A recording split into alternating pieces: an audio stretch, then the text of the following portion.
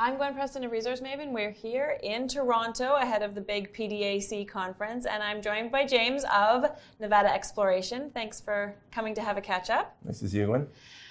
So let's start with where we are. I mean, we're at PDAC. Yep. One of the things that I sort of thought about ahead of chatting with you is that increasingly at PDAC, there's sort of a focus on technology. In the mining space in general, there's a focus on technology, which is a pertinent topic for Nevada Exploration. You're part of that world. What do you see or say to sort of the technology focus that we have at PDAC? Yeah, I think it's awesome. Last year there was one session. I think there's 4 sessions this year looking at it. So I think that the narrative is terrific. I'm not sure we're asking the right questions. Most of the speakers, most of the talks are all around electrification, automation, a lot of machine learning type stuff. Right. And if you look at where in our value chain, if you will, that all fits in, it's all mine site stuff. And it really comes back to how do we mine cheaper so we can get lower grade, get at some of the lower grade stuff. Yeah. And it's really about going after, I hate to say, but the last crappy ounce. A lot of it is that, right? It's finding, I think the machine learning stuff has a broader scope, but sure. A lot of the electrification, automation stuff, it's about mining crappy ounces. And it's a brownfield focus. It's a brownfields focus. Yeah, that's a better way of capturing it. But what I think is so interesting, a couple of weeks ago, The Economist did an article on gold, and The Economist never writes up gold. Ever. And what they pointed out was that, okay, there's been this big run up in gold prices and stuff, but the fact that if we look at the reserves in the top 20 producers in the GDX, the reserves are down 36% since 2011. Right. And we've all seen this chart that exploration expenditures have gone through the roof, and yet discoveries have gone through the floor. Yeah. And so everyone knows that topic, but it's not a question of, it's getting so expensive to explore. It's getting, it's not a cost thing. Yeah. It's taken almost 3 times more meters to make a discovery today. That, I think, is a really important factor. Yes, it's harder to raise money but at the end of the day, we don't have as much gold. We're not finding as much gold because it's way harder to find. Exactly, and it's more than an exploration story, because ultimately, if we can't find it as fast as we mine it, we're in trouble. And even Barrick's Bristow at Indaba a couple of weeks ago made the point that even if every project that's in the pipeline now and across our sector comes into production, we're still looking at something like a 30% production decrease by the end of the decade. So it's an exploration story, but it's actually a production story as well. So let's talk about technology, but let's make sure we're asking the right questions. Yeah. And obviously, we're both, since we're having this conversation, predisposed to answer that question a little bit differently, which is sort of what Nevada Exploration is up to. Segue a little bit, you guys just closed a financing. There was interest out there. So you guys are always able to raise money. I say that. I shouldn't say that. I don't mean to say that flippantly, but there are investors out there, and I count myself among them, who see the challenges that we were just talking about and want to support those who are going after, who are trying to answer those questions in a bit of a different way. Yeah, I think what we need as an industry here it's not incremental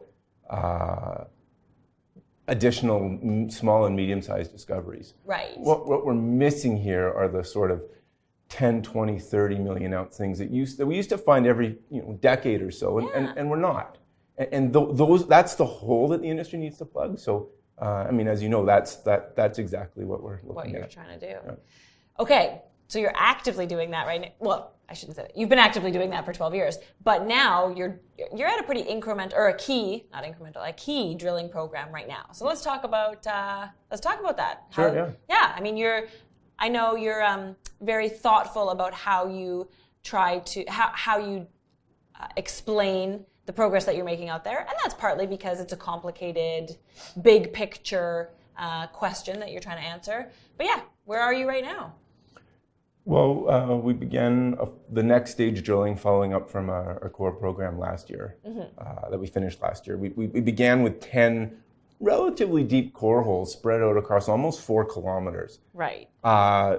basically to peg the architecture. If we're looking for a Cortez or we're looking for a Northern Carlin Trend, these things have a fairly similar set of bones that are similar sizes. Yeah. So if that's what we're going for, the first 10 holes had to say, yep, we've got that architecture, and yeah, the system's big enough. Yeah. And that was a pretty big leap of faith. Those holes weren't cheap, but so that was a big milestone. Yeah. So what we've done with this what we're doing with this next phase of drilling is, within this system, we found 4 places, intersections, if you will, of favorable conditions, whether it's the right sort of structure, in the right sort of host rock, or the right sort of there's certain places within these big systems where the deposits like to live. Yeah, odds of success increase significantly. Exactly. Yeah. So we understand that. There's a lot of good research on that. But what we're able to do on top of that is we can overlay the groundwater chemistry that we do. Yeah. And we can see, okay, there's 8 spots in here, intersections of really good conditions.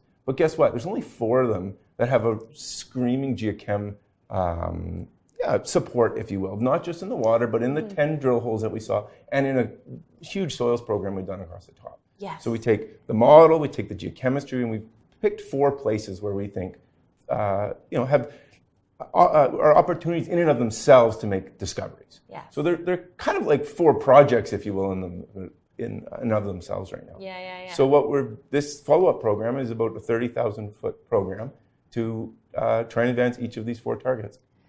All right. Well, we're not going to try and dive into each of them right now, but let's talk about you've done some work at each one. So why don't you run through, I don't know, highlights or absolutely. We're about a third of the way into the program. Okay. And we've just put out an update, a progress report, if you will. Yeah. And the first thing, the way we plan the program is to basically do 2 cycles through the 4 targets. Exactly.